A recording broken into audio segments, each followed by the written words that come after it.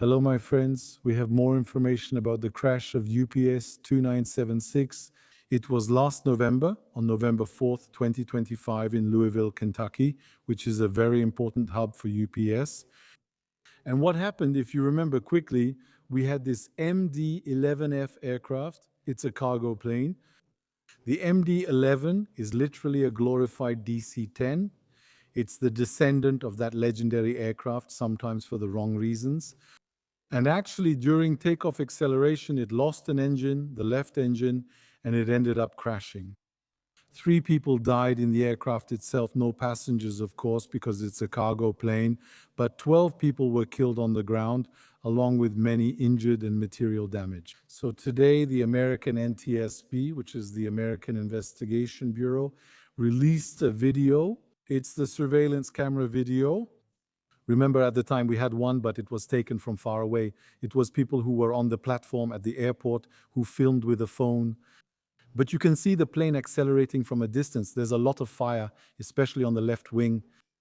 It doesn't gain much altitude, and then after that, it crashes further away. So today, we have a surveillance camera with a more interesting image, even though you'll see it cuts off at some point when the plane leaves the camera's field of view. So what we see here is the MD-11 that's accelerating. I'll show it to you at several speeds. The real speed, well, the normal speed plus some slowed down versions. When you look at the acceleration, it happens completely normally. The weather conditions seem to be good. It's daytime, the aircraft is accelerating. It starts to pitch up, the wheels leave the ground, and at that moment, engine number one, the left one, is going to break off. And what it's going to do is, if you look, not only does it break off, but it's going to go upward. At one point, it's even higher than the top of the vertical stabilizer. So it's an engine that's going to, if you look closely, if we analyze it maybe from an energy perspective, what is it going to do? It doesn't lose speed, so it breaks off. But it stays at the same speed as the plane, which will keep accompanying the plane. And on top of that, it's going to climb. So it's gaining energy after its separation. What does that mean? It means that it's an engine that's working. There is no data on that, but most likely at the moment it broke off, it will, for, it's very hard to say, maybe 1 or 2 or 3 seconds. It will continue to provide thrust. That's what allows it to stay up and also to turn. You see, it would have been a static object otherwise. When it breaks off, a strong relative wind will cause that. It went backward very abruptly. That wasn't the case. It stayed at the same level as the plane for quite a while. And on top of that, it went up spinning around itself. It spun around itself, which indicates that the coupling, of course, inside was spinning. At some point, we're in the engine casing, which is spinning in the opposite direction. What seems to have happened is that at that moment, another engine must have been damaged, because I spoke to this uncle, to a captain of aircraft in this category, so heavy planes like the Boeing 747, the 777, and others.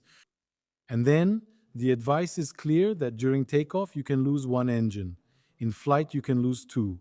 You can be in an N-2 condition in flight. And at a certain point, you can still keep flying. You can even do a go-around, for example, with N-2. That's pretty extraordinary. How do you do a go-around if you've lost 2 engines? Actually, what you do is you pitch down or keep pitching down. When you decide to go around, you accelerate. You accelerate because of the descent and also because of the remaining engines that you've put at full power. You retract the landing gear, you retract the flaps, not completely, but you clean up the wing for the most part. And then once we have the right speed and the right configuration, we'll start climbing again. Apparently, it works very well in the simulator. In real life, I don't know. Anyway, what I'm trying to tell you today is that the NTSB is basically getting closer to the reason for this failure. Why did this engine break off? So I'll quickly show you a little drawing roughly. If you want, we have the engine like this.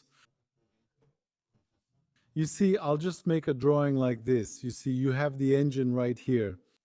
The engine is attached to a pylon. You see, it's attached to a pylon. There, it's there. The wing starts here, you see, and the pylon goes like this. So the engine is ahead. If you look closely, the engine is ahead of the wing. So here, what interests us are two attachment points. We have an attachment point here. We have an attachment point there, an attachment point at the back, and an attachment point at the front. What interests us is the attachment point here at the back. So on these attachment points, we're looking to achieve some flexibility because in mechanics, in general, anything that's rigid breaks. Anything that's flexible withstands stress better. If you're on a plane in turbulence, what you'll notice is that the wings move. That's normal, they're made to move. That allows for better distribution and better resistance to stress. And if you look at the engines too, they move, they tend to sway. You'll see them, well, I don't really like it, but you'll see that they have a certain flexibility that allows them to move. How is this flexibility achieved? It's achieved at the level of the attachments.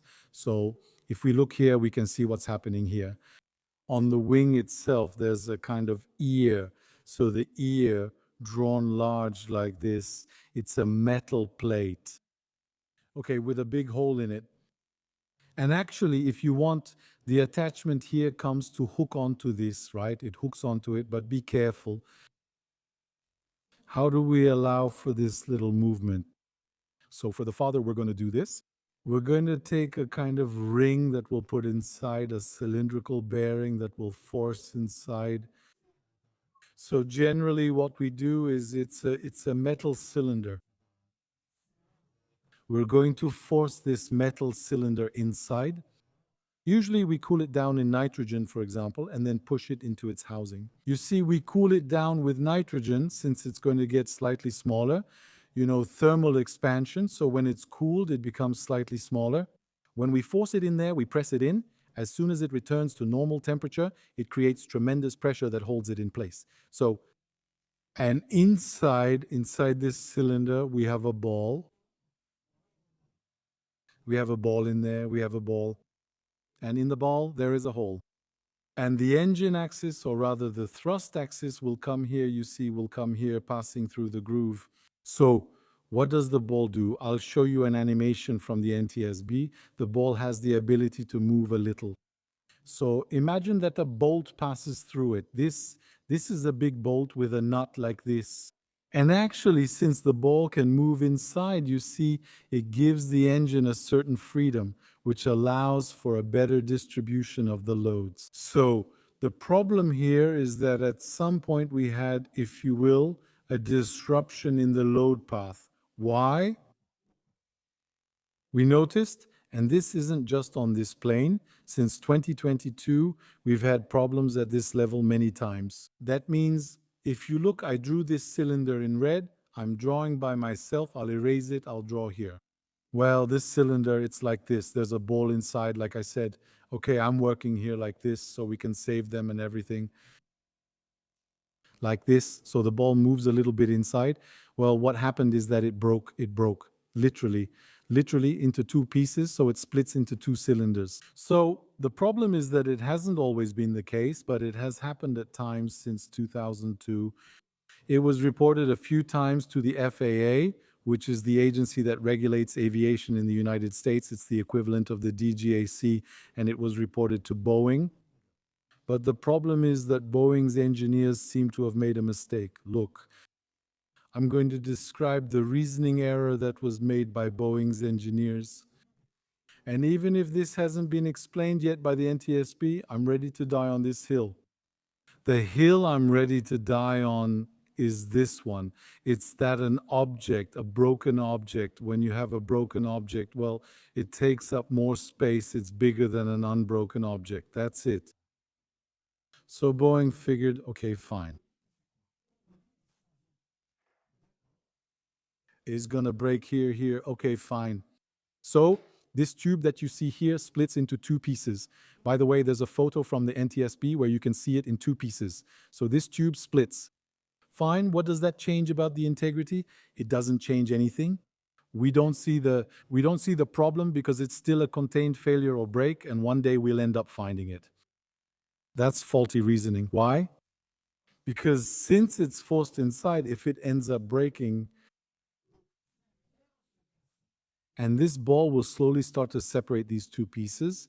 and push them in opposite directions, and they'll end up taking up a volume that's larger than the original volume. What does that mean? It means we're going to have enormous forces inside this tube, this alouette, this ear, if you will, that tend to push from the inside. So basically, it's what's inside, which tends from the inside to push against the container, and it pushes, you see. And so what's going to happen is that this ear here, will undergo enormous forces. That means that here we no longer have our reactor distributing, because the purpose of this bearing is not only to allow the reactor to move, as I described, but also to allow the distribution of loads here on the ear. And if the system is like this, we have a good distribution of loads. If the system is broken, we can have very high forces at certain points. We can have very high forces locally. What will happen? This ear, it's going to sink, it's going to open. Allah sexy. That's what happened that day. So what's going to happen is that the plane is accelerating, it's pitching up. At the moment it pitches up, we probably have a few hundred kilos of gyroscopic force, right? Because it's still a very heavy assembly spinning very fast. So at the moment when we change its direction by 15 degrees, well, it wants to keep going in the same direction like everything else. Even a bicycle tends to do that. And actually, what will happen is that the forces will reach a critical threshold compared to an ear that must have been damaged on many flights. And what happens is it will give way. At the moment it gives way, so at that spot, the engine is no longer held in place. It will pivot, as you can see in the image, it will pivot like this above, so over the wing. This spot will break because it's not made to withstand loads like that. It's made to withstand forces from bottom to top. That's okay. But if you twist it, it's not designed for that. So what will happen is it will immediately give way. The engine goes over the plane, it spins off, it still has a bit of energy. And what will happen is that there will be a fire, which is caused by the rupture of the fuel lines, and then it causes damage to the other engine. We had a very similar accident with a different type of rupture. It was in May 1979, American Airlines 191. And that plane, it was a DC-10, it lost the same engine. It was in the same phase. During takeoff, the engine went over the wing exactly the same way. The aircraft was lost a little later. A few seconds later, it flew for not even 30 seconds. On impact, there were 271 deaths on the plane, plus 2 deaths on the ground, so we were not far from 300 deaths. It was in Chicago. So there, years and years later, you see, we had it in 79. It was mainly a maintenance error. It was maintenance errors that caused this, because it was the mechanics who messed up the nuts and broke the engine mounts. After that, well, it was gone. And we're going to find the same or a very similar story with the same type of failure on an MD-11. That's it, my friends. So it's an intermediate step in the investigation with the fact that more data is being made public. That's it. I'll talk about it again when the final report comes out, maybe in 6 months, maybe in a year, when we have all the details. I'll come back to it. But here, what we're seeing is that Boeing and the FAA have downplayed, have minimized this. They reasoned in a static way, thinking that if it breaks, it will stay in the same place. But well, it doesn't change anything to the story when in fact it changes a lot. Thank you for watching this video. Thank you to those who support this channel and make it possible through Patreon. And thanks also to all the pilots, controllers, and mechanics who provide me with documentation and share their expertise. Without that as well, this channel couldn't have existed. Thanks again. See you this Friday in the next video.